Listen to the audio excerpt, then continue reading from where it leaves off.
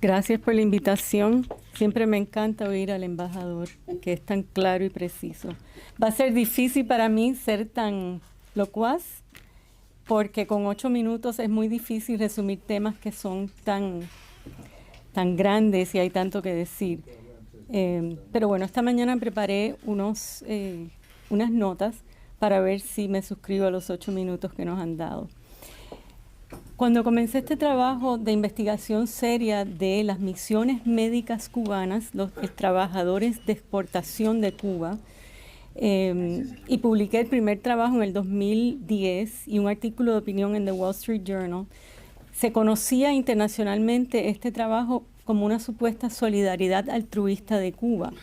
Tuve la oportunidad de comenzar a entrevistar médicos, principalmente médicos, y me sorprendió mucho que a través de muchos años en muchos países se daba la misma situación.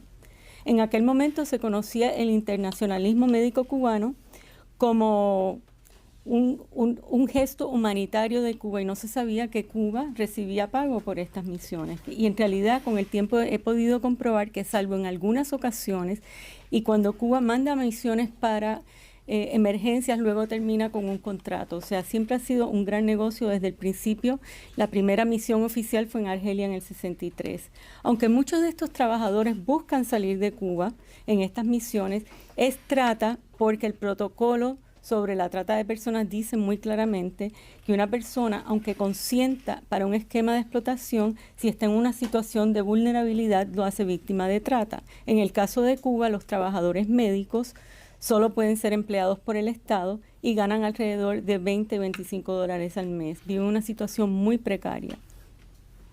Desde entonces he entrevistado a decenas de trabajadores cubanos, en su mayoría médicos, investigado información de muchos de los países que los reciben, he escrito trabajos en inglés y español, brindado testimonio en el Congreso, la OEA, el Parlamento Europeo, tratado con numerosos gobiernos. Hemos hecho informes anuales al Departamento de Estado desde el 2012 y ahí siguen los trabajadores médicos cubanos con sus cómplices. Tristemente, es un ingenioso esquema de explotación y la última cifra que he encontrado de una autoridad cubana, por lo general las cifras no cuadran, nunca cuadran, pero bueno, esta es la última que se puede citar, es que todavía tienen alrededor de 24,000 colaboradores médicos en 56 países. Nosotros llevamos una tabla por país, por número, no es fácil encontrar la información, muchas veces es solo en los países que los reciben. Y desde entonces, desde que han hecho esa cifra, han dado esa cifra, se han anunciado más trabajadores llegando a México e Italia.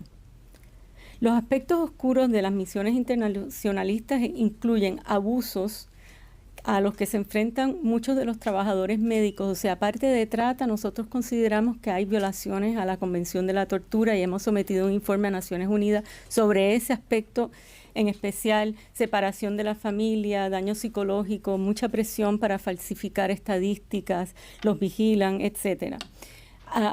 Están sometidos a violencia, acoso sexual, trabajos forzados, confiscación de salarios, restricción de movimientos, retención de pasaportes, represión y mucho más. Incluso muchos han perdido sus vidas porque los ponen en zonas donde hay mucha violencia, donde hay enfermedades tropicales muy extrañas, no les dan tratamiento médico, etc.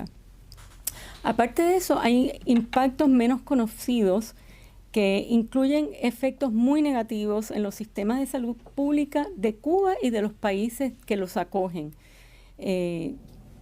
No puedo entrar en esto porque no hay suficiente tiempo, pero en Cuba hoy día no hay médicos, no hay especialistas en casi ninguna parte del país.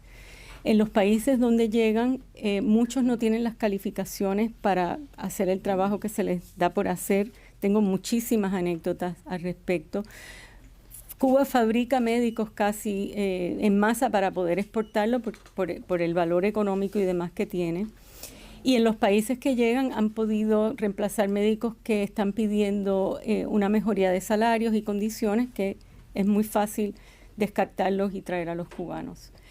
Los servicios de exportación de salud y sociales generan la mayor fuente de ingresos del Tesoro cubano según las estadísticas de la ONEI, que es la Oficina Nacional de Estadísticas e Información de Cuba.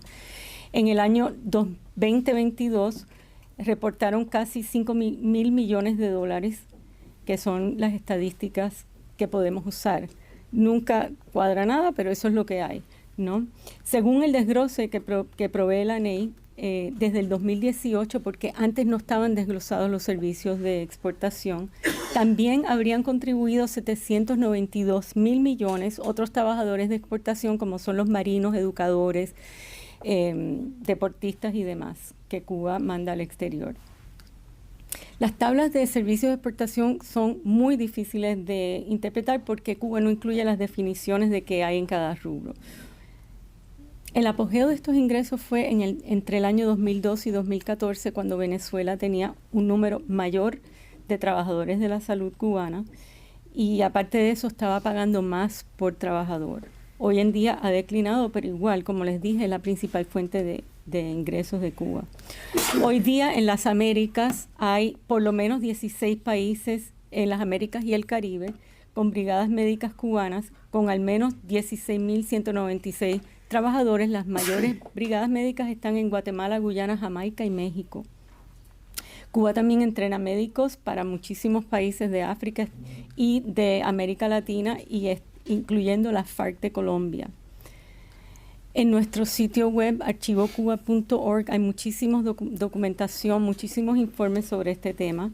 Y además la base de datos de Archivo Cuba de muertes y desapariciones incluye los casos de internacionalistas muertos que hemos podido documentar. El otro tema que me pidieron tratar es el del servicio militar obligatorio en Cuba, que nosotros consideramos es otro esquema de explotación laboral y trata de personas. El 20 de octubre pasado publicamos un artículo sobre esto, que también está en inglés y español en nuestro sitio web. Era un tema que no habíamos investigado a fondo, pero nos empezaron a llegar muchos informes de muertes de jóvenes reclutas del servicio militar activo en Cuba por suicidio, accidentes y condiciones médicas. Y luego, por supuesto, se empezó a informar que estaban yendo como mercenarios para Ucrania con las fuerzas rusas. Cuba es uno de solo 25 países que obligan al servicio militar y con Corea del Norte los únicos que obligan a menores de 18 años. Los varones entre 17 y 28 años deben servir por 2 años y pasar a la reserva hasta los 45 años, pudiendo servir un año más.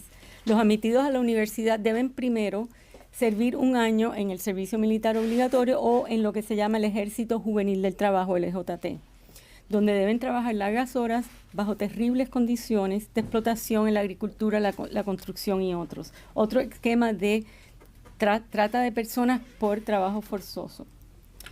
Por décadas este servicio militar activo ha sido sinónimo de ese trabajo forzoso, maltratos, malnutrición, hambre, extracción de sangre bajo coerción, accidentes y muertes por negligencia y un calvario de pesares que lleva a muchos jóvenes a la autoagresión para evadirlo y a un creciente número de suicidios. Es terrible oír los relatos. O sea, es poco lo que les pueda contar sobre lo que pasan estos jóvenes en el servicio militar.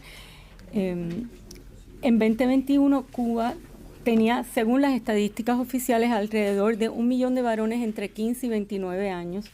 Y este grupo de jóvenes, yo supongo que están siendo obligados a escoger entre hacer el servicio militar en Cuba bajo esas condiciones o arriesgar sus vidas peleando en una guerra externa a cambio de unas promesas de dinero que no sabemos si se están cumpliendo, de alrededor de $2.000 al mes, y luego poder establecerse en Rusia con sus familias. De acabarse con la trata de uno o ambos de estos esquemas de explotación, no creo que podría sobrevivir el régimen cubano. Muchas gracias.